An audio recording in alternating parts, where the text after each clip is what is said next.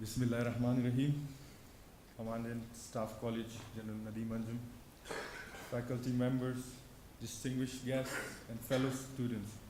Assalamu alaikum. First of all, I would like to thank the Staff College to let me speak and to share my experience of how terrorism has affected me, my family, and in fact, how we have faced it and are facing it right now.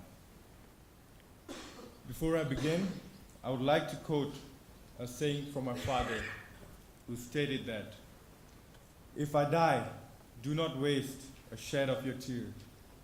Instead, work for Pakistan, for then I shall know that we have won. I am Raisani and I will die as a Pakistani." Let me be clear from the outset. Nothing justifies terrorism. No cause, no grievance. My father and brother were attacked by the so-called anti-state terrorists. The attack resulted into the martyrdom of my brother. I remember being confused at that time. I was only 12 years old.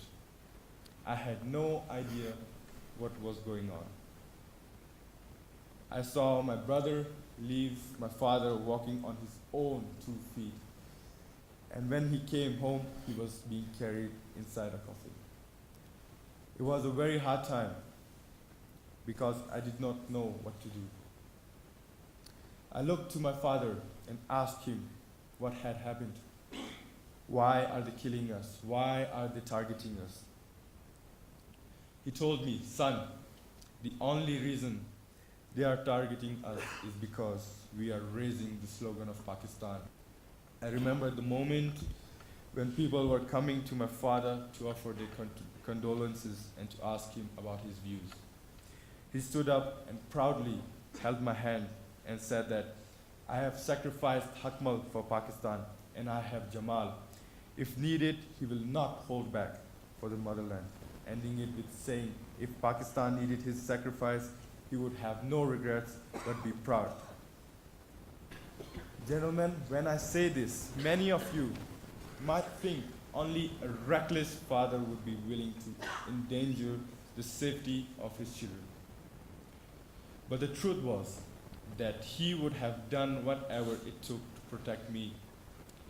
He said this to make people sit up and listen, to understand the sacrifices that might need to be made in the future.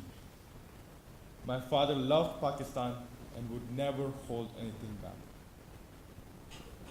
Basically, 2011 marked the year of People's Revolution. They were inspired by my father, and this was bad news for the terrorists. And finally, in 2018, the terrorists and anti-Pakistan elements silenced him by sending a suicide bomber who was trained and tasked from Afghanistan by the NDS on the direction of Indian agency RAW in his election campaign, leaving all Pakistan in mourning. During that time, it was a very hard time for me and my family. We were all in shock. But seeing the people who lost their loved ones giving us support gave us strength, and that is the only reason I'm standing here strong and steady. Even the Chief of Army Staff was here to give me and my family support. My father always taught me that no matter where you are and whatever you are doing, never forget that you are a Pakistani. I would like to add 3 things in the end because I know I'm addressing the future leadership of Pakistan and in the Pakistani military. Number 1, the people of Pakistan and the people of Balochistan are super patriotic and brave. They are now ready to sacrifice each and everything for the solidarity of Pakistan. So please depend on them. Number 2, wherever you have to conduct a counter-terrorism operation, always keep the locals and the local elders, tribesmen with you, because they will never disappoint you, as the people of Balochistan have rejected terrorism forever. And lastly, as son of Shaheed Siraj Raisani, I would like to say that a man dies when he refuses to stand up for which is right. A man dies when he refuses to stand up for justice. A man dies when he refuses to take a stand for that which is true. So do not be afraid when you see something wrong.